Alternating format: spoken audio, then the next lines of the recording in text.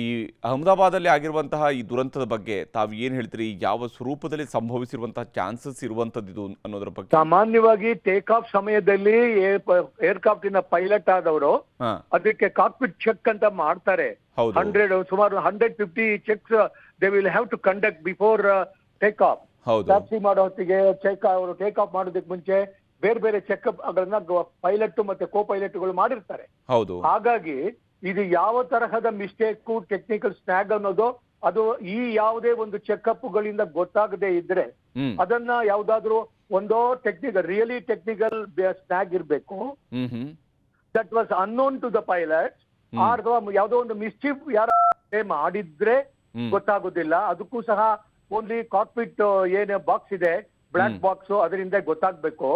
ಸಾಮಾನ್ಯವಾಗಿ ಏರ್ಕ್ರಾಫ್ಟ್ ನ take off ಮಾಡೋದಿಗೆ ತೊಂದರೆ ಇರುತ್ತೆ. ಹಾಗಾಗಿ ಏರ್ಪೋರ್ಟ್ಗಳಲ್ಲಿ ಕ್ರಾಶ್ ಫೈರ್ ಟೆಂಡರ್ಗಳು ಸ್ಟ್ಯಾಂಡ್ ಬೈ ಪೊಸಿಷನ್ ಅಲ್ಲಿ ನಿಂತ್ಕೊಂಡಿರ್ತಾರೆ. ಮೇಡೆ ಮೇಡೆ ಮೇಡೆ ಅಂತ ಅನ್ನೋದು ರಿಯಲ್ ಎಮರ್ಜೆನ್ಸಿ ಕಾಲ್ ಆಗಿರೋದ್ರಿಂದ ಅದನ್ನ ATCಗೆ ಅವರು ಇನ್ಫಾರ್ಮೇಶನ್ ಕೊಟ್ಟ ತಕ್ಷಣನೇ ಫೈರ್ ವೆಹಿಕಲ್ಗಳು ಅವರನ್ನ ಆ ಏರ್ಕ್ರಾಫ್ಟ್ ಅನ್ನ ಫಾಲೋ ಮಾಡ್ತಾರೆ. ಆದ್ರೆ ಅದೇ ಸಮಯದಲ್ಲಿ ಪೈಲಟ್ ಆದವನು ಈ ಟೇಕ್ ಆಫ್ ಆಗಿರೋದ್ರಿಂದ ಯಾವ್ದಾದ್ರು ಸೇಫ್ ಜಾಗ, ಏನಾದ್ರೂ ಎಂಟಿ ಸ್ಪೇಸ್ ಇದೆಯಾ ಅಂತ ಹುಡುಕಿ ಆ ಜಾಗದಲ್ಲಿ ಲ್ಯಾಂಡ್ ಆಗೋದಕ್ಕೆ ಪ್ರಯತ್ನ ಮಾಡುವಾಗ ಮಧ್ಯದಲ್ಲಿ ಯಾವ್ದಾದ್ರು ಬಿಲ್ಡಿಂಗ್ ಇದ್ರೆ ಅವನು ಲ್ಯಾಂಡ್ ಮಾಡುವ ಒಂದು ಆತುರದಲ್ಲಿ ಬಹುಶಃ ಆ ರಿಟ್ರಾಕ್ಟೆಡ್ ವೀಲ್ಸ್ ಏನಿರುತ್ತೆ, ಆ ರಿಟ್ರಾಕ್ಟೆಡ್ ವೀಲ್ಸ್ ಯಾವ್ದಾದ್ರು ಬಿಲ್ಡಿಂಗ್ ಗೆ ಸಿಕ್ಕಾಕೊಂಡ್ರೆ, ಮರಗಳಿಗೆ ಸಿಕ್ಕಿದ್ರೆ ಆ ಒಂದು ಆಕ್ಸಿಡೆಂಟ್ ಆಗುವಂತ ಸಾಧ್ಯತೆಗಳು ಇರ್ತವೆ ಸರ್. ಇದನ್ನ ಯಾರೂ ಸಹ ಪ್ರಿಡಿಕ್ಟ್ ಮಾಡೋದಕ್ಕೆ ಆಗೋದಿಲ್ಲ. ಹೌದು. ಈಗ ಟೇಕ್ ಆಫ್, ಈಗ ಟೆಕ್ನಿಕಲ್ ಪ್ರಾಬ್ಲಮ್ ಇದ್ರೆ ರನ್ವೇಲಿ ಇರುವಂತಹ ಸಂದರ್ಭದಲ್ಲಿ, ಎಂಜಿನ್ ಆನ್ ಆದ ನಂತರ ರನ್ವೇಲಿ ಇರುವಂತಹ ಸಂದರ್ಭದಲ್ಲಿ ಫ್ಲೈಯಿಂಗ್ಗೆ ಮುಂಚಿತವಾಗಿ ಗೊತ್ತಾಗುವ ಸಾಧ್ಯತೆ ಸಾಮಾನ್ಯವಾಗಿ ಎಷ್ಟು ಇರುತ್ತೆ ಅಂತ ಹೇಳಿ ವಾಸುದೇವ್ ಅವರೇ ಈ ಪ್ರಕರಣವನ್ನು ಬಿಟ್ಟರು ನೋಡಿ? ಇದೆಲ್ಲ ಟೆಕ್ನಿಕಲ್ ಸ್ನ್ಯಾಗ್ ಅಂತ ಗೊತ್ತಾಗತ್ತೆ. ಯಾವ ಟೆಕ್ನಿಕಲ್ ಸ್ನ್ಯಾಗು ವೆದರ್ 2 ಎಂಜಿನ್ ನಲ್ಲಿ ಇದೆಯೋ, 1 ಎಂಜಿನ್ ನಲ್ಲಿ ಇದೆಯೋ, ಅಥವಾ 3 ಎಂಜಿನ್ ನಲ್ಲಿ ಇದೆಯೋ, 4 ಎಂಜಿನ್ ನಲ್ಲಿ ಇದೆಯೋ, ಇವುಗಳು ಗೊತ್ತಾಗೋದು ಒಂದೊಂದೇ ಎಂಜಿನ್ಗಳನ್ನ ಶಟ್ ಆಫ್ ಮಾಡ್ತಾ ಬರ್ತಾರೆ. ಅಕಸ್ಮಾತ್ ಇಂಜಿನ್ ನಲ್ಲಿ ತೊಂದರೆ ಇದ್ರೆ ಆ ಒಂದು 50% ಯಾವಾಗ ಒಂದು ಎಂಜಿನ್ಗಳು ಕ್ಲೋಸ್ ಆಗ್ತವೆ ಅವಾಗ ಸಾಮಾನ್ಯವಾಗಿ ಅದನ್ನ ಮೇಡೆಗೆ ಅದನ್ನ ಕನ್ವರ್ಟ್ ಮಾಡ್ತಾರೆ. ಮೇಡೆ ಅಂತ ಕನ್ವರ್ಟ್ ಮಾಡಿದಾಗ ಏರ್ ಟ್ರಾಫಿಕ್ ಕಂಟ್ರೋಲ್, ಉಳಿದವರು ಯಾರು ಫೈರ್ ವೆಹಿಕಲ್ಸ್ಗಳು, ಸಿಟಿನಲ್ಲಿ ಇರ್ತಕ್ಕಂಥ ಫೈರ್ ಬ್ರಿಗೇಡ್ ಎಲ್ರನ್ನೂ ಅವರು ಜಾಗೃತಗೊಳಿಸ್ತಾರೆ. ಇದೆಲ್ಲ ಆಗೋದು ಬೇರೆ ಕಡೆ. ಏರ್ಕ್ರಾಫ್ಟ್ ಇಂದ ಒಳಗಡೆ ಏನಾಗ್ತಾ ಇದೆ ಅದನ್ನ only pilot, even pilot doesn't know. ಹಾಗಾಗಿ ಅದು only black box will tell us after the emergency. ಇಲ್ಲಿಯವರೆಗೆ ಏನೇನು ರಿಪೋರ್ಟ್ಗಳು ಬಂದಿದೆ ಎಮರ್ಜೆನ್ಸಿ ನಂತರ ಅದು ಏರ್ಕ್ರಾಫ್ಟ್ ಆಕ್ಸಿಡೆಂಟ್ ಆದ್ಮೇಲೆ ಗೊತ್ತಾಗಿರೋದು. ಹಾಗಾಗಿ ಇವುಗಳ ಬಗ್ಗೆ ನಾವು ಊಹೆಗಳನ್ನ ಮಾಡಬಹುದೇ ಹೊರತು ನಾವು ಯಾವುದನ್ನು ಕರೆಕ್ಟ್ ಆಗಿ ಪ್ರಿಡಿಕ್ಟ್ ಮಾಡಕ್ ಆಗೋದಿಲ್ಲ ಸರ್. ಓಕೆ. ಈಗ ಸರ್, ಈಗ ಮಂಗಳೂರಿನಲ್ಲಿ ಆದಂತಹ ದುರಂತವನ್ನು ನೋಡಿದಾಗ, ಮಂಗಳೂರಿನಲ್ಲಿ ಹಿಂದೆ ಆದಾಗ ಅದು ಲ್ಯಾಂಡಿಂಗಿಗಿಂತ ಮುಂಚಿತವಾಗಿ ಆಗಿದ್ದಿತ್ತು. ಇದು ಟೇಕ್ ಆಫ್ ಆದ ತಕ್ಷಣಕ್ಕೆ ಆಗಿದೆ. ಆದರೆ ಟೇಕ್ ಆಫ್ ಆದ ನಂತರ ಅದು ಏರ್ಪೋರ್ಟ್ನ ಪ್ರಿಮೈಸಸ್ ಹೊರಗಡೆ ಹೋಗಿದೆ.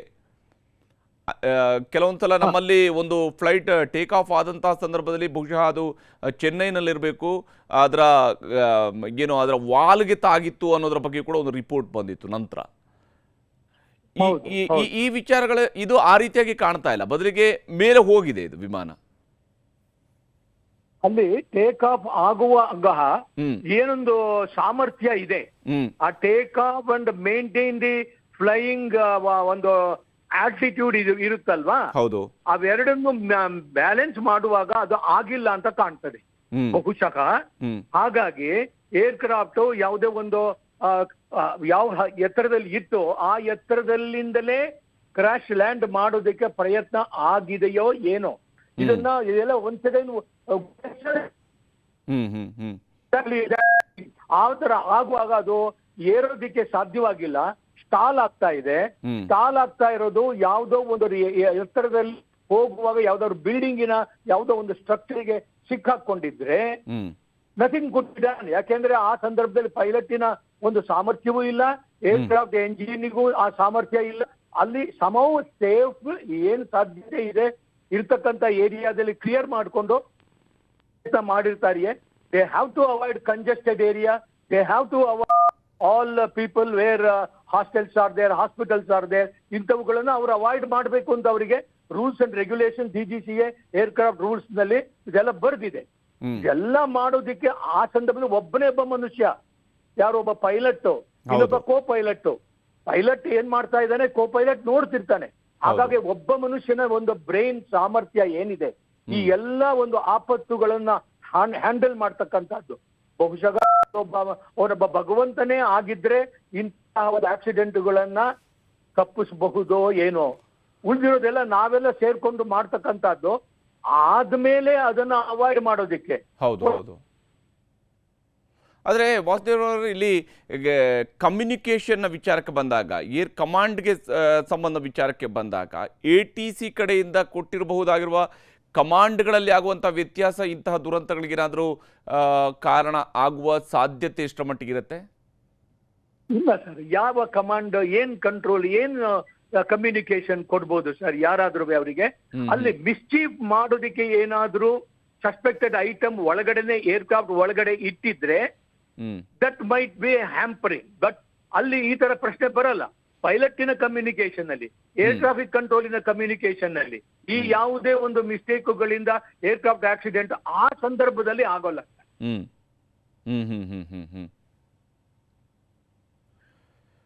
ಒಟ್ಟಿನಲ್ಲಿ ಈ ಇಡೀ ದುರಂತವನ್ನು ಗಮನಿಸಿದಾಗ, ಬೋಯಿಂಗ್ನ ಈ ಒಂದು 787 ವಿಮಾನದಲ್ಲಿ ಆಗಿರತಕ್ಕಂಥ ದುರಂತವನ್ನು ತಾವು ಒಬ್ಬ ಅಧಿಕಾರಿಯಾಗಿ ಕಾರ್ಯನಿರ್ವಹಿಸಿದಂತಹ ರೀತಿಯಲ್ಲಿ ಗಮನಿಸಿದಾಗ, ಈ ಇಡೀ ಘಟನೆ ತಮಗೆ ಹೇಗೆ ಅನ್ನಿಸ್ತಿದೆ ಅಂತ?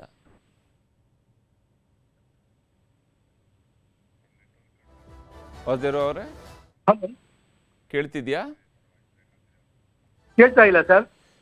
ಇಡೀ ಘಟನೆಯನ್ನ ತಾವೊಬ್ಬ ಅಧಿಕಾರಿಯಾಗಿ ವಿಮಾನ ನಿಲ್ದಾಣದಲ್ಲಿ ಕಾರ್ಯನಿರ್ವಹಿಸಿದಂತಹ ಓರ್ವ ನಿರ್ದೇಶಕರಾಗಿ ತಾವು ಕೂಡ ಕೆಲಸ ಮಾಡಿದಂಥವ್ರು, ಈ ಇಡೀ ಘಟನೆಯನ್ನ ಒಂದು ಏರ್ಪೋರ್ಟ್ನ ಪಾಯಿಂಟ್ ಆಫ್ ವ್ಯೂ ಇಂದ ನೋಡಿದಾಗಲೂ ಕೂಡ ಏನು ಹೇಳ್ತೀರಿ ಈ ದುರಂತದ ಬಗ್ಗೆ ಅಂತ? ಸರ್, ಇದೆಲ್ಲ ಯಾವುದೇ ಒಂದು ಪ್ರಪಂಚದ ಯಾವುದೇ ಮೂಲೆಯಲ್ಲಿ ನಡೆಯಬಹುದಾದಂತ ಒಂದು ಘಟನೆ ಸರ್. ಅಹಮದಾಬಾದಿಂದೇ ಏನು ಸ್ಪೆಷಲ್ ಆಗಿ, ಇಂಡಿಯಾಕ್ಕೆ ಸ್ಪೆಷಲ್ ಆಗಿ ನಾವು ಏನನ್ನು ಹೇಳೋದಕ್ಕೆ ಆಗೋದಿಲ್ಲ ಸರ್. ಆದ್ರೆ ಈ ತರದ ಆಕ್ಸಿಡೆಂಟ್ಗಳು ಆಗುವಂತ ಸಂದರ್ಭಗಳಲ್ಲಿ ಮುಖ್ಯವಾಗಿ ಟೆಕ್ನಿಕಲ್ ಸ್ನ್ಯಾಗ್ಗಳು ಒಂದು ಕಾರಣ, ಪೈಲಟ್ ಮಿಸ್ಟೇಕ್ಗಳು ಒಂದು ಕಾರಣ ಆಗಿರ್ತದೆ ಸಾಮಾನ್ಯವಾಗಿ. ಇಲ್ಲದೆ ಇದ್ರೆ ಒಂದು ಮೆಟ್ರಲಾಜಿಕಲ್ ಇದು ಒಂದು ಎಫೆಕ್ಟ್ ಇಂದ ಆಗ್ತಕ್ಕಂಥ ಆಕ್ಸಿಡೆಂಟ್ಗಳು ಸಾಧ್ಯತೆಗಳು ಇರ್ತವೆ ಹೊರತು, ಇದು ಮ್ಯಾನ್ ಮೇಡ್ ಅಥವಾ ಬಾಂಬ್ ಅಥವಾ ಇನ್ನೇನಾದ್ರೂ ಇಟ್ಟಿದ್ರೆ, ಸಸ್ಪೆಕ್ಟೆಡ್ ಆರ್ಟಿಕಲ್ ಇಟ್ಟಿದ್ರೆ ಅದನ್ನ ಯಾರು ಏನು ಮಾಡಕ್ ಆಗೋದಿಲ್ಲ ಸರ್. ಈ ತರದಿಂದಲೂ ಆಕ್ಸಿಡೆಂಟ್ಗಳು ಆಗಿದಾವೆ ಸರ್. ಹಾಗಾಗಿ ಒಂದು ಏರ್ಪೋರ್ಟಿನ ಒಂದು ಡೈರೆಕ್ಟರ್ ಆಗಿದ್ದವ್ ನಾನೇನ್ ಹೇಳ್ತೀನಿ ಅಂದ್ರೆ, ಇದೊಂದು some total efforts to be made by the various agencies working at the airport, not also at the airport, beyond. ಅಲ್ಲಿ ಏರ್ಕ್ರಾಫ್ಟ್ ಎಮರ್ಜೆನ್ಸಿ ಇದು ಇಂಜಿನಿಯರ್ಸ್ ಇರ್ತಾರೆ, ಅವರನ್ನು ಚೆಕ್ ಮಾಡಿರ್ಬೇಕು, ಪೈಲಟ್ಗಳು ಸರಿಯಾದ ರೀತಿಯಲ್ಲಿ ಚೆಕ್ಅಪ್ ಮಾಡಿರ್ಬೇಕು, ಎಲ್ಲ ಫೈರ್ ವೆಹಿಕಲ್ಗಳು ಆಕ್ಸಿಡೆಂಟ್ಗಳನ್ನ ಹ್ಯಾಂಡಲ್ ಮಾಡೋದಕ್ಕೆ ಸರಿಯಾದ ವ್ಯವಸ್ಥೆನಲ್ಲಿ ಇಟ್ಟಿರ್ಬೇಕು. ಇವೆಲ್ಲದನ್ನು ಎಷ್ಟು ಜನರನ್ನು ನಾವು ಸಪೋರ್ಟ್ ಮಾಡಬಹುದು, ಬದುಕಿಸಬಹುದು ಅಂತ ಅನ್ನೋದು ಅವರುಗಳ ಸಾಮರ್ಥ್ಯದ ಮೇಲೆ ಇರುತ್ತೆ.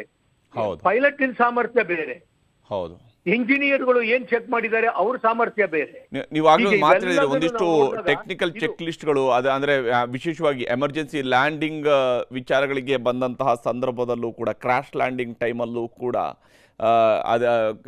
ಅವಾಯ್ಡ್ ಮಾಡೋದಕ್ಕೆ ಇರಬೇಕಾಗಿರುವಂಥ ಈ ಜನವಸತಿ ಪ್ರದೇಶಗಳನ್ನ ಅವಾಯ್ಡ್ ಮಾಡಬೇಕು ಅಂತ. ಬಟ್ ಇದು ಕರೆಕ್ಟಾಗಿ ಒಂದು ಹಾಸ್ಟೆಲ್ಗೆ ನುಗ್ಗಿದೆ ಅಂತ ಹೇಳಿದರೆ, ಬಹುಶಃ ಪೈಲಟ್ಗೆ ಯಾವುದೇ ಸ್ವರೂಪದ ಕಂಟ್ರೋಲ್ ಕೂಡ ವಿಮಾನದ ಮೇಲೆ ಇರಲಿಲ್ವೇನೋ ಅನ್ನುವಂಥ ಅನುಮಾನ ಮೇಲ್ನೋಟಕ್ಕೆ ಕಾಣ್ತಾ ಇದೆ ಅಂತ.